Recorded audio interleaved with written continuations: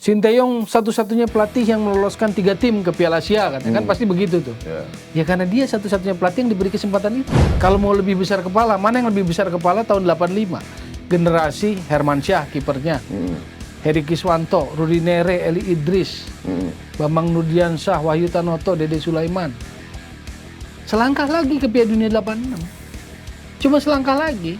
Kalau mau bicara lebih dekat, itu yang paling dekat generasi itu. Kalau segala sesuatu udah over gitu kan, nyerang anak, nyerang ibu. Iya, janganlah kita mengomentari urusan sepak bola sampai membawa-bawa anak dan orang tua ibu kita. Zidane aja kan di final Piala Dunia dia tanduk Materazzi ketika ngomongnya berlebihan. Di final Piala Dunia loh, dia udah nggak mikir resiko negaranya gagal.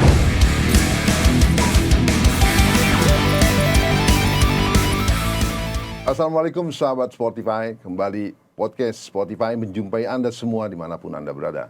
Semoga kabar baik dan sehat bersama keluarga dan teman-teman terdekat. Kembali saya bersama Bung Toel.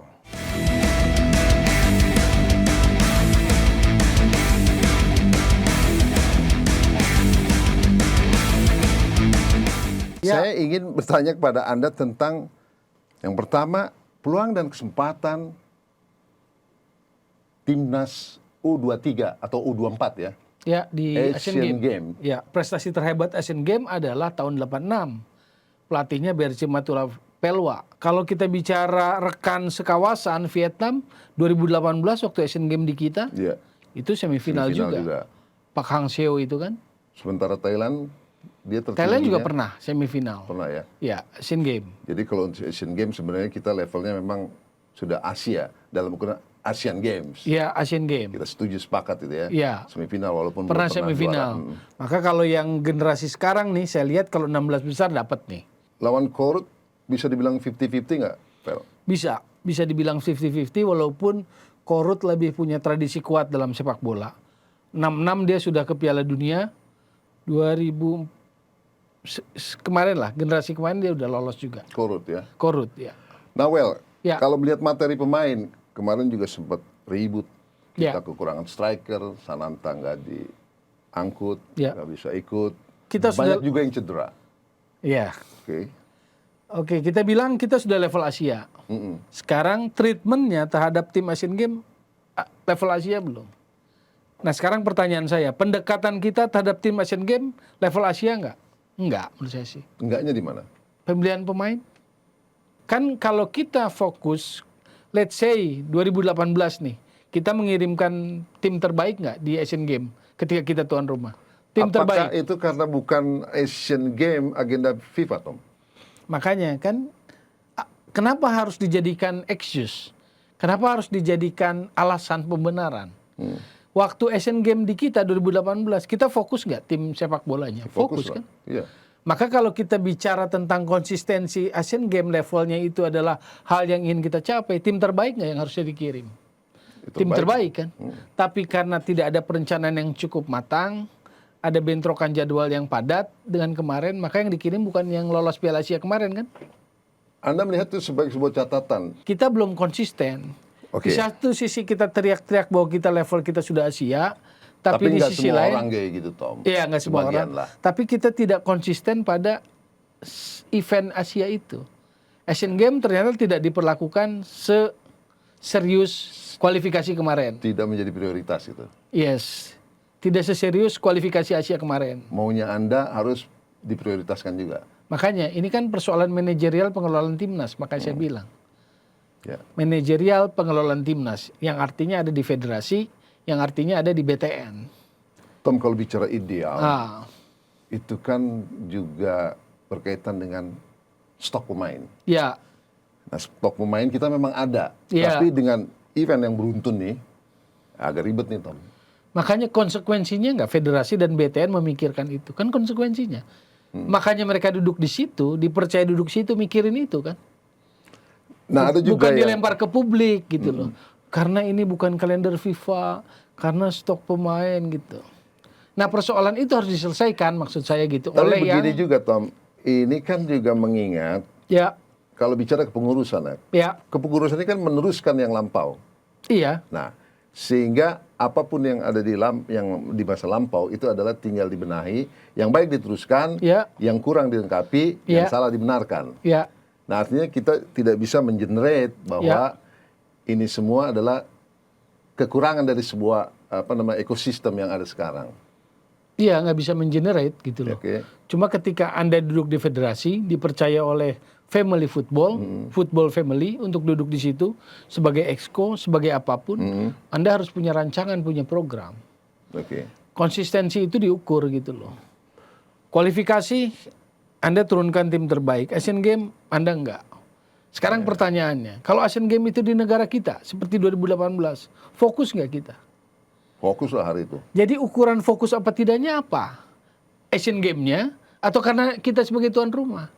Kan begitu kan? Iya. Maksud saya konsistensi dalam benchmark, dalam standar penerapan timnas. Dalam mentreatment tim. Ya, Sananta misalnya, tiba-tiba di hari terakhir nggak dilepas oleh klubnya gitu loh. PSSI nggak ngapa-ngapain sekarang kan? Itu juga menjadi keributan tersendiri. Iya, tapi Karena nggak mungkin ribut lah. pemberitahuannya last minute. Iya. Tiket sudah dicetak katanya untuk dia. Persisnya kan punya ada anak presiden di situ. Apa berani PSSI-nya gitu menegur? Kenapa kamu nggak lepas? Kan nggak mungkin juga. Kalau bicara fakta, Anda berpikir sejauh itu ya? Persija kemarin diributin. Yes. Ini persis Sananta. Ya adem-adem ayam aja kan. Ya sempat ini juga sih. Beckham Putra cedera, kemarin dipulangkan oleh Sinteyong. Sama Indra Safri dipanggil. Ya. Pusing kita publik kan. Ini ukuran yang benernya apa gitu loh. Nah, sekarang kita geser sedikit, Tom, Ya, ke timnas U23, Tom. Yang Oke, kemarin lolos. sudah lolos juga. Dan lagi-lagi ini Sintayong. Sejarah loh, Tom. Kalau boleh Anda berpendapat, ya. chance untuk punya achievement di situ bagaimana? Maunya sih bisa sampai final seperti Vietnam 2018. Saya punya rasa dalam tanda kutip iri yang positif pada Vietnam. Oke. Kalau Vietnam bisa, kenapa kita enggak gitu loh. Jangan baru lolos ke putaran final, euforianya sudah luar biasa. Menurut saya, kalau orang bola biasanya punya level proporsional yang dia ukur gitu. Kalau soal lolos, mohon maaf, saya menghargai apresiasi yang sudah diberikan Sinteyong untuk tim 23 lolos ya. Iya. Tapi bicara lolos, kan sebelum-sebelumnya juga udah pernah lolos Piala Asia sih. Yang senior misalnya. Supaya kita jangan ahistoris ya. 96 misalnya Piala Asia 96 Danur Windo, gol indahnya Widodo Ceputro ke gawang goa itu Piala Asia. Ya. Roni Wabia yang kasih crossingnya kan. 2000 Nandar Iskandar pelatihnya gitu. 2004 Ivan Kolev. Ya. 2007 betul kita lolos sebagai tuan rumah gitu loh. Tapi itu kan juga perjuangan yang hebat kita menjadi tuan rumah waktu itu. Nah, maksud saya adalah mungkin medianya eranya berbeda saat itu ya. Nggak seperti sekarang gitu. Saat itu kan tidak ada kehebohan yang seperti ini. Ya Danur Windo diapresiasi seproporsionalnya, Nandar Iskandar diapresiasi seproporsionalnya, tidak seperti sekarang gitu loh. Iya, eranya memang sudah era. Dulu kita media membentuk opini, sekarang udah kebalik, Tom. Siapa tuh? Yang membentuk opini itu adalah publik, lewat trending. Kita kasih pelajaran komunikasi sekarang nih. Iya. Iya. Pers adalah pembentuk opini publik. Ya, itu dulu ya. Zaman kita masih kuliah. Betul, teori komunikasi. Nah sekarang, jungkir balik itu. Jungkir balik kan? Jadi kalau kemudian kita ribet, kita berkomentar apa, kemudian diterjemahkan apa, publik, dia punya maha benar, Tom. Netizen dalam hal ini. Tapi ya kita harus tempatkan itu dengan bijak juga. Oke. Masing-masing punya kebenaran. Kan begitu kan? Iyalah. Jadi dalam hal ini Anda yang diserang oleh netizen kemarin, mungkin ada buzzernya di situ, ya jangan baper. Enggak. Karena kan Anda berpendapat, mereka pun berpendapat gitu kan. Makanya kan saya tetap berpendapat seperti ini. Sinteyong satu-satunya pelatih yang meloloskan 3 tim ke Piala Asia katanya. Kan pasti begitu tuh. Ya karena dia satu-satunya pelatih yang diberi kesempatan itu. Betul, itu hebat. Ketawain sama Ardi itu. Betul, hebat. Ya masa mau pelatihnya mau ada 6, Tom. Iya, cuma sejarah pelatih tim nasional Indonesia satu-satunya yang pegang 3 kelompok umur 20, 23 dan senior ya Sinteyong. Sebelumnya nggak ada. belum pernah ya? Siapa? Oh gitu. Nggak ada memang. Baru Kan nggak ada tuh. saya. Oke. Pelatih tim nasional yang dipercaya pegang 3 tim. Jadi ya benar kalau sekarang Sinteyong adalah satu-satunya pelatih yang Benar. meloloskan. Lah benar. Karena dia, Dapat kesempatan pegang 3 tim. coba seandainya dulu ada yang kayak begitu. Ya bisa jadi kan. Iya. Saya mau kasih proporsionalnya aja gitu loh. Oke. Ya, supaya kalau kita memuji nggak usah jilat-jilat banget gitu loh. Oke, sahabat Spotify, kita lanjut. Bung Toel, Yes. terima kasih insight-nya tentang Sintayong yang dia adalah benar menjadi pelatih yang berhasil meloloskan 3 tim. 3 tim. Karena dialah satu-satunya pelatih yang Megang 3 tim. megang 3 tim. Sebelumnya belum pernah ada. Belum pernah ada. Itu permintaan dia atau dari ketum yang sebelumnya memberi Pak Iwan Bule? Iya, yang saya tahu di era ketika dia mulai kontrak masuk Indonesia Desember 2019, ya memang yang meminta yang bersangkutan Sinteyong. Hampir ada di semua Iya, kelompok umur, bukan Betul. usia itu ya, Iya. tim usia itu ya. itu Terus ada- informasi insight yang saya dapatkan. Oke, tentang Sintayong akan selalu menarik Tom selama dia masih eksis, Iya, pegang timnas kita, perjalanannya masih panjang ya. akan sangat menarik, akan menjadi polemik dan kontroversi, apalagi menurut saya komunikasi dia dengan lokal pelatih itu lemah atau dengan klub-klub lemah. Komunikasi dengan sesama pelatih, terutama Yes. pelatih lokal. Penting nggak? Pelatih tim nasional penting nggak menjalin komunikasi dengan Ya pelatih-pelatih penting di lah, klub? karena dia ngambil pemainnya kan. Ya. Terjadi Kalau nggak? perlu ada rekomendasi dari pelatih yang memegang pemain Ya, itu. sekarang terjadi nggak? Kita melihat bahwa ada komunikasi, ada diskusi gitu. Memang belum pernah terjadi. Mana? Mereka ada semacam syarat Nggak ada. kesehan pelatih. Nggak ada. Ada meeting agenda. Nggak ada. Hah? Nggak ada. PSSI mewadahi, Harusnya. belum terjadi. Nggak ada, saya lihat. Nggak Jadi pernah. sejauh ini yang Anda pantau catatan masalah pemain lokal, rekomendasinya dari siapa? Makanya itu iklim yang harus dibangun. Itu keprihatinan saya. Nggak terbangun iklimnya. Keprihatinan Anda atau keprihatinan pelatih-pelatih lain juga? Iya, tapi kan saya nggak bisa mewakili lah. Saat ini saya mewakili suara saya aja. Ada yang curhat gitu? atau Ya gimana? ada lah. Hah? Ada lah. Ada masukan dari pelatih lokal ya? Iya, bukan, hati-hati. Bilang pelatih lokal, nanti lokal pret. Ya nggak apa-apa, terminologi itu udah kadung ada. Ya memang betul kadung ada, cuma nggak sehatnya begitu. Kita memberikan analisis, judgement langsung keluar. Lokal pret katanya, anti STY gitu kan. Oke. Jadi akhirnya nggak akan pernah sehat. Dialog itu nggak terjadi. Karena blok itu kan sudah memblok kan. Lokal pret, itu kan bikin blocking. Iya. Komunikasi lagi kita bicara kan. Kan nggak pernah secara sehat. Harusnya terjadi lah. Gitu loh. Ada pertemuan ya yang Ada diwadahi oleh pertemuan, PSSI menjalin komunikasi. Dia head coach tim nasional jelas. dengan para pelatih Ini lokal. kan yang terjadi contoh ya. Abis AFF U23 yang kalah sama Vietnam di adu penalti. Kan dia malah di media itu ngomongnya begini. Ini ada kebiasaan pemain yang dari klub muncul gitu loh. Atau berbeda kebiasaan dengan tim nasional. Mereka kalau di klub masih suka jalan gitu loh. Kan Ya. nggak bagus. Paham nggak? Nggak Iya, bagus. iya, iya, iya. Jadi dia merendahkan atmosfer di klub gitu loh. Atmosfer kompetisi yang Iya. bergulir. Padahal yang bagus kan dia jalin komunikasi supaya kerja dia sebagai head coach terbantu. Maksud Anda jangan main blame. Iya. Kalaupun itu sebuah kelemahan, ya mari komunikasikan. Kalau nggak percaya cek yang omongan saya itu ada. Ada tentang attitude kebiasaan di klub, masih suka jalan berbeda dengan tim nasional. Attitude pemain di tim nasional berbeda dengan di klub. Kenapa dia bikin kalimat itu? Ada pemain asing di liga yang bilang justru sebaliknya Tom. Main di kompetisi Liga Indonesia kebanyakan berlari katanya. Main sepak bola di Indonesia kebanyakan berlari justru. Itu juga Tapi benar. lari-lari nggak pegang bola. Iya, itu sebetulnya dia mau mengkritisi soal pemahaman taktikal yang kurang. Jadi lebih banyak lari-larinya. Padahal lari itu dalam sepak bola ada satu faktor yaitu W-nya, when. Jadi dalam main bola, dribbling, shooting, passing itu ada faktor W yang harus diingat. When. When-nya itu yang kadang pemain When kita overall ya. Berlari, kapan berlari Yes. gitu.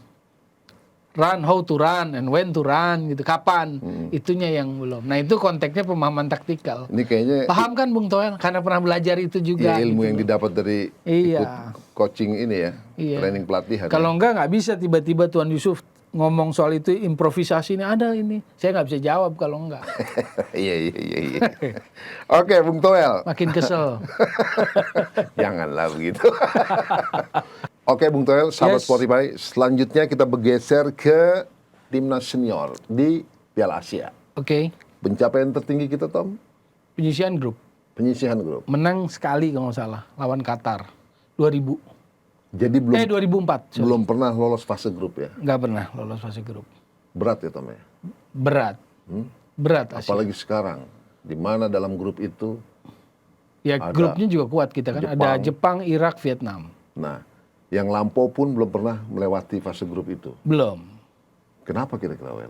Iya kan di level Asia kan ketat lah kualitasnya. Misalnya kita kekuatan Asia Timur, Jepang, Korea, Cina kan kuat juga. Jadi kalau ada yang bilang Indonesia sudah level Asia, Anda setuju nggak? Ya setuju, tapi grade mana gitu loh. Oh, ada klasternya? Iya, Ada grade-nya? empat tuh yang biasa langganan ke Piala Dunia. 8, misalnya 8 itu yang ya selalu ada di ujung kualifikasi Piala Dunia. Oke. 12, 16, 24, 20. Nah, kita masih baru Ya kita tataran lolos 24 finalis kan Lolos. Piala Asia kan. Iya. lolos ikut Piala Iya. Asia. Nah poinnya entah karena alasan motif apa mengeforiakan itu, apa kita nggak membesarkan terlalu besar kepala para pemain dengan pencapaian baru lolos. Oke. Kita bicara bola ya. Kalau mau lebih besar kepala, mana yang lebih besar kepala tahun 85? Generasi Hermansyah kipernya. Heri Kiswanto, Rudi Nere, Eli Idris, Bambang Nurdiansyah, Wahyu Tanoto, Dede Sulaiman. Selangkah lagi ke Piala Dunia 86. Cuma selangkah lagi. Kalau mau bicara lebih dekat, itu yang paling dekat generasi itu. Ya, Kalau ini- mau busung dada, generasi itu busung dada. Belum ada yang menyamai generasi itu. itu tahun 84, 85, 85. Pra Piala Dunia, Sinyo Aliandu pelatihnya. Iya. Kalau mau Satu langkah berbangga lagi. itu ya. Iya, lawan Korea kan, lawan Korea Selatan. Korea Selatan akhirnya lolos Meksiko Iya. Piala Dunia. Dan setelah itu dia terus nggak pernah berhenti. Nah kita gagal di situ tuh. Kalau mau bilang pencapaian terdekat pintu Piala Dunia ya itu Ya. 85 itu. Jadi memang perjalanannya terjal ya, Tom ya. Iya. Nah kalau sekarang kan oke, kita nggak menyalahkan atau tidak mengecilkan karena persaingan makin tinggi, perkembangan sepak bola makin dahsyat gitu. Jadi kita menghadapi perjuangan yang berat. Jadi challenge sebetulnya, tantangan sebetulnya buat Sinteyong adalah di Piala Asia nanti itu. Ya. Lawan Jepang, Irak, dan Vietnam di fase grup. Apakah bisa lampaui itu? Nah itu sebetulnya challenge-nya. Oke, berarti Bung Toel dalam hal ini setuju bahwa Indonesia sudah level Asia, namun masih ada di Di grade fase mana? Iya. grade penyisihan Berapa besar gitu grup kan? lolos, Yes. gitu kan? Belum lebih dari itu, Ya. karena ada grade-grade itu. Iya. Kita bicara yang Asia Piala Dunia kan, Jepang, Korea Selatan, Arab, Qatar, Australia, Ya. Iran. Nah ini kan 6 negara yang selama ini memperebutkan 4,5 tiket. Ya. Nah, kan Untuk Piala Dunia ya? di fase akhir Piala Dunia itu biasanya 12 tuh. 6. Thailand pernah masuk situ, Vietnam pernah masuk situ. Indonesia belum. Belum. Jadi Di perkembangan setelah era 85 ya. Nah makanya maksud saya ya tentu kita masuk level Piala Asia putaran final, tapi di kelompok mana, di klaster mana gitu loh. ini dagingnya di sini nih podcast nih, Hah? Karena orang rame itu. Dan kadang-kadang saya kasihan sama Anda, Boel. Hah? Kasihan sama Anda. Kenapa? Ya dihajar netizen, dihajar buzzer. Padahal sebenarnya informasi yang Anda berikan adalah Iya. memberikan insight, wawasan bahwa teman-teman Iya. betul bahwa kita nih sudah punya kebaikan dalam membangun sepak bola. Tapi ingat, begini-begini Anda ingatin kan. Tapi Anda dihajar. Karena mungkin saya nggak mau jadi corong kali. Oh, begitu. Bukan nggak mau, maksudnya Bukan nggak mau berarti mau dong. saya bicara atas dasar sepak bolanya gitu loh. Kalau orang sepak bola diskusi ini ya masuk. Kalau bahasa saya marwah, tapi kata-kata marwah juga diomelin juga. Bagus pada itu marwah, esensi hakikat berarti kan. Ya kan maksud saya karena marwah sepak bola, marwah timnas kita gitu loh. Karena masing-masing punya marwahnya. Diomelin juga saya netizen, masuk ke IG saya. Ini si paling marwah. Nggak ada benernya ya. Nggak ada benernya. Ya, tapi nggak apa-apa lah. Pengalaman. Si paling Oke, marah. balik lagi. Bung Toel, Ya. timnas senior di Piala Asia. Mhm. Hebat tapi berat kalau istilah saya. Asia. Iya, Piala Iya Asia. Ya termasuk juga Asian sebenarnya di Games. Asian Games. Iya, iya. Hebat juga itu tim, Iya, tapi iya. berat. Iya. Terjal juga perjalanannya. Kalau Iya. mau melampaui Iya. prestasi para senior kita sebelumnya. Betul. Nah, kira-kira menurut Anda, Bung Toel, terlepas dari kepengurusan yang sebenarnya itu berkesinambungan, Ya. ini timnas Ya. sedang on fire kalau saya melihat. Oke. Sintayong berhasil membawa api lain lah, Tom, Ya, oke. kepada timnas ini. Nah, bagaimana agar api itu, api semangat itu, api kemenangan dan kemenangan ini, itu terpelihara, kobarannya itu, Tom, makin membakar prestasi yang diimpikan. Terutama di Piala Asia. Berarti bicara sustain. Sustainable, Ya, berkesinambungan. berkesinambungan, betul. Ya. Menjaga itu bagaimana? Ya. Kalau timnas ingin sustain, ingin tetap terjaga, kalau atasnya ingin blossom, ingin mekar, bawahnya harus kuat dong. Fondasinya harus strong, harus kuat. Ya. Foundation harus strong mana? Youth berarti. Youth yang mana? Yang elit gitu kan. Kita bicara yang elit, elite youth gitu loh. Elite youth misalnya apa? Elite Pro Academy. Ya. Apakah sudah dilaksanakan dengan maksimal? Belum jawabannya. Kenapa? Karena licensing klub kita secara profesional belum maksimal juga. Yang mana? Misalkan pertanyaannya.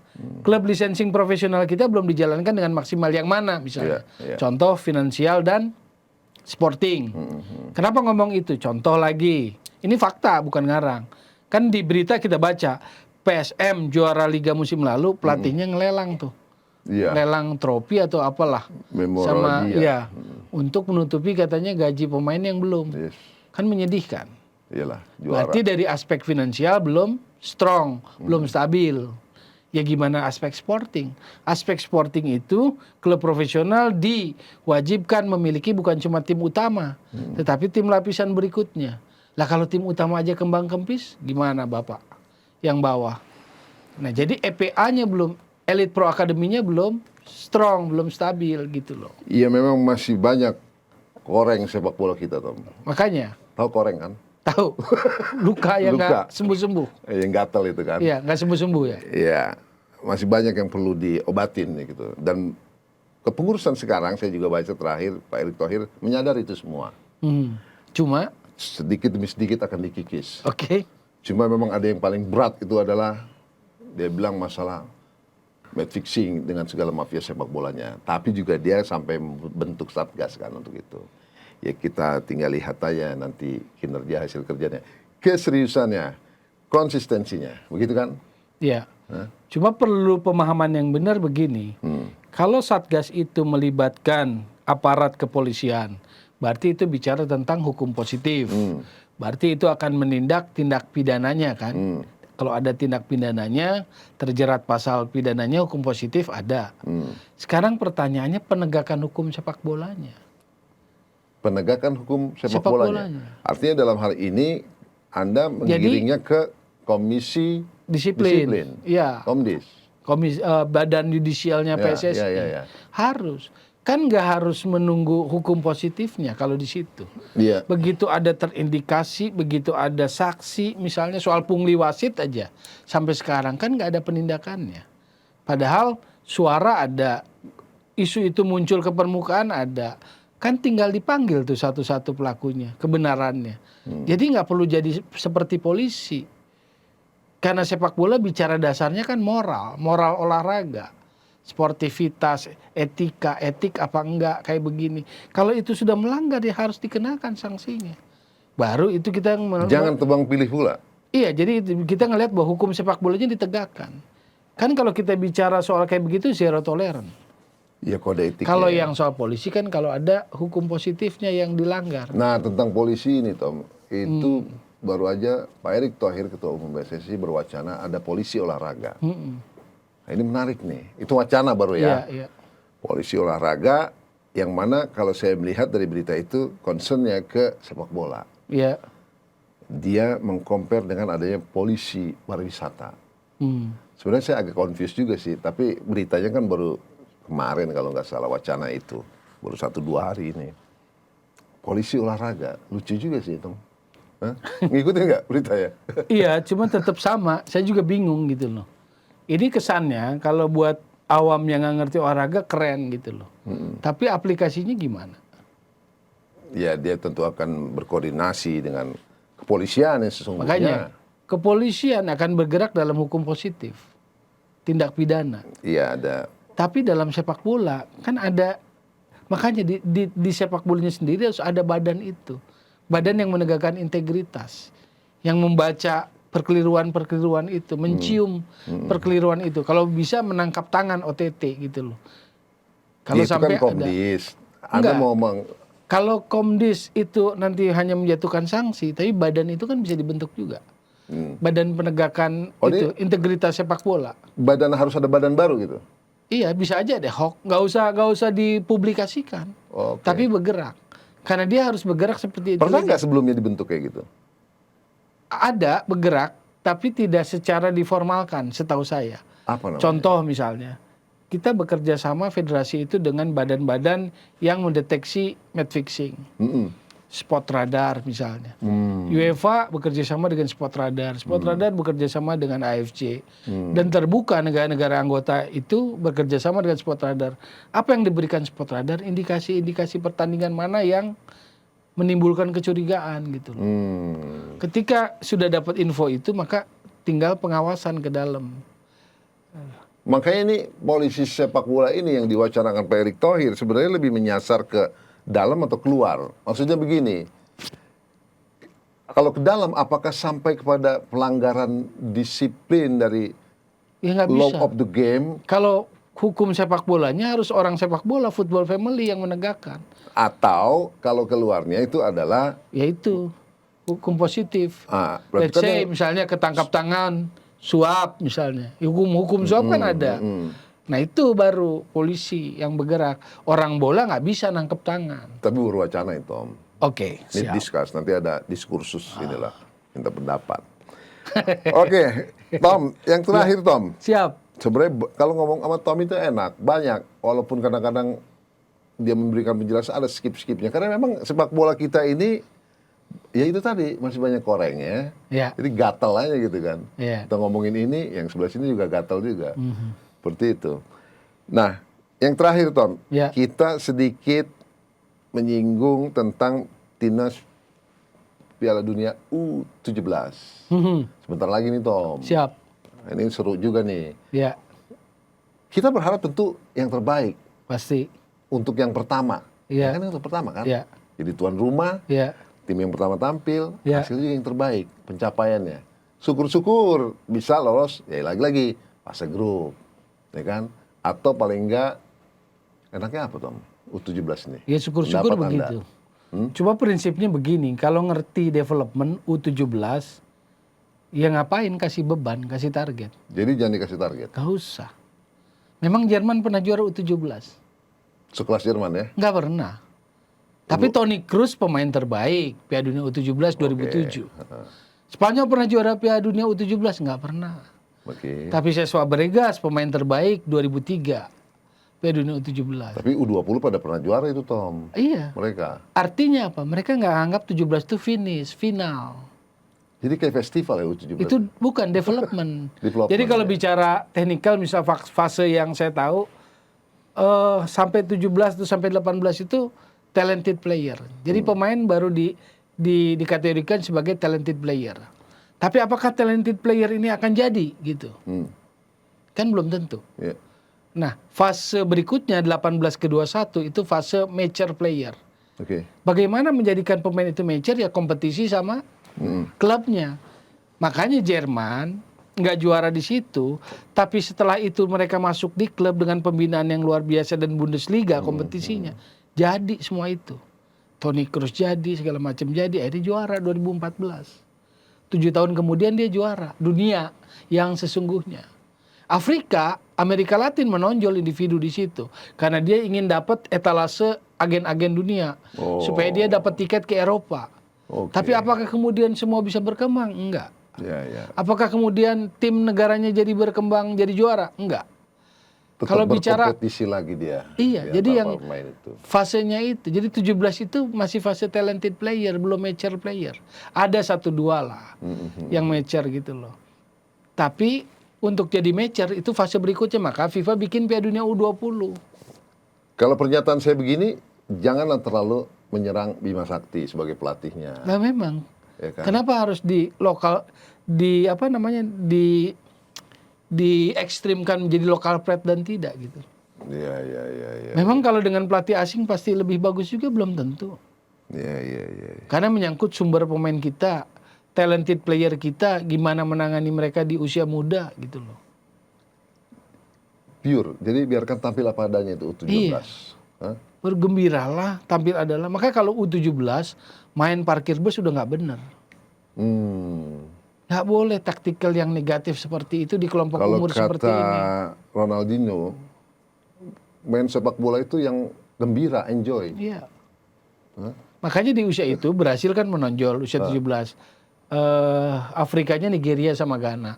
Karena perkembangan fisiknya yang lebih cepat mungkin secara tulang dan otot.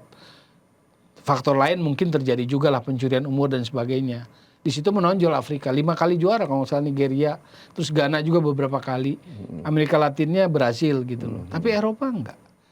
Setahu saya Spanyol belum, Jerman belum, Italia belum. Belum pernah juara. Swiss bisa juara di 17.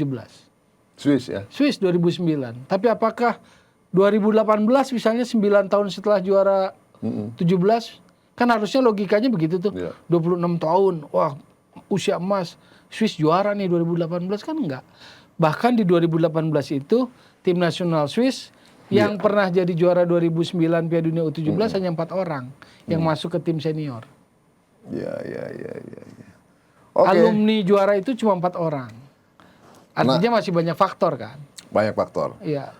Perjalanan masih panjang untuk mereka. Jadi kalau secara sepak bolanya nggak usah dibebani target apapun.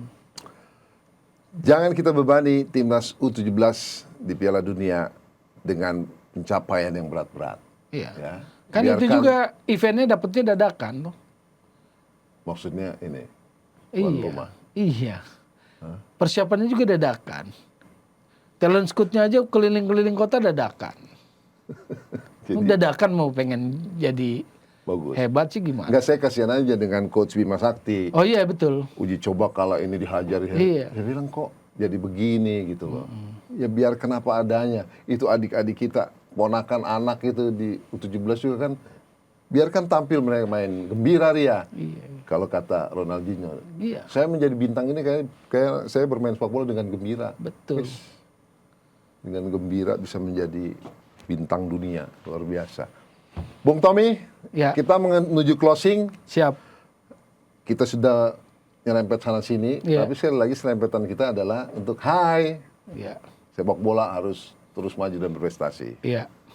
Dan sekali lagi saya berharap Anda nggak baper dengan serangan netizen atau mungkin ada buzzer di dalamnya. Iya. Feel Anda kan nggak gimana-gimana kan? Enggak lah. Hah? Enggak lah. Saya seumuran sama Sinteyong kok. Terus hubungannya dengan serangan netizen buzzer? Jadi nggak ada urusan pribadi. Oh gitu. Saya nggak ngerti buzzer nyerang itu untuk kepentingan siapa, saya nggak ngerti. Emang Anda yakin ada buzzer di situ? Iya. Hah? Lihat gelombangnya udah kayak tsunami begitu. Dan narasinya ya? Iya. Lalu karakteristik ya, akun-akunnya. Ada lah yang die hard fan ada lah. Die hard fan ada. Gitu. Yang kesenggol bacok juga ya? Iya. Yang nggak bagus kan, yang nyerang anak saya nggak bagus. Ya. Kalau segala sesuatu udah over gitu kan, nyerang anak, nyerang ibu. Iya, janganlah kita mengomentari urusan sepak bola sampai membawa-bawa anak dan orang tua ibu kita. Zidane aja kan di final Piala Dunia dia tanduk Materazzi ketika ngomongnya berlebihan. Di final Piala Dunia loh, dia udah nggak mikir resiko negaranya gagal. Gagal kan 2006. Iya, memang. Gitu. Jadi jangan lah. Kalau nyerang saya nggak apa-apa lah. Nggak ngerti juga nggak apa-apa. Iya. Saya enggak punya intention pribadi, tapi kalau anak sama ibu jangan disentuh. Kan Anda juga punya anak sama ibu. Ini masalah etik, Tom. Betul, moral. Jadi bagaimana moral sepak bola kita mau bagus kalau penontonnya seperti itu. Anggaplah ketidakmengertian kan. Kalau saya mengkritisi, memberi catatan itu kan ketidakmengertian yang mungkin ada di kepala beberapa orang. Dan saya sampaikan. Baik, sahabat Sportify, itulah kiranya apa yang kami sampaikan di podcast kali ini. Sekali lagi semoga bermanfaat, berguna. Bukan untuk siapa-siapa, tapi untuk kemajuan sepak bola Indonesia. Untuk pencapaian prestasi timnas kita yang terus bagus dan berjuang di pentas Asia lalu dunia. Bung Tommy, terima kasih untuk waktunya kali ini. Siap. Sampai jumpa di podcast berikutnya. Siap. Yang makin seru. Iya dong. Jangan lupa kunjungi website kami sportify.id dan IG kami Sportify Indonesia, Instagram. Sampai di sini. Wassalamualaikum warahmatullahi wabarakatuh. Thank you.